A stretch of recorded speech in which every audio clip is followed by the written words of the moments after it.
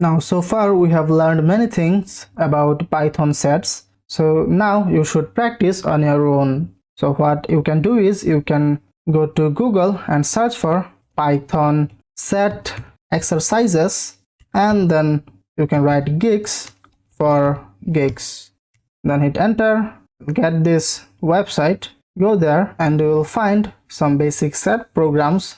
You can view them, copy them, edit them as you can see, and try on your own. You can write on your own by clicking on this edit code button. You can copy them and go to your PyCharm and paste and change the values or code and try on yourself. This will help you to think like a programmer and will make you a better programmer. And if you want to have a question answer session, then you can go to your Google again and search for Python set exercises, and instead of gigs for gigs you can go to W3 schools.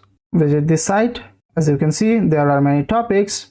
You can go to each topic and you can answer the questions. For example, here is a question which is, which one of these is a set?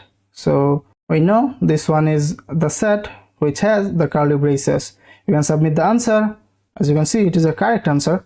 Then we can go to the next question, and it is a true false question. So it is asking, set items cannot be removed after the set has been created. So it's a false statement. Submit answer.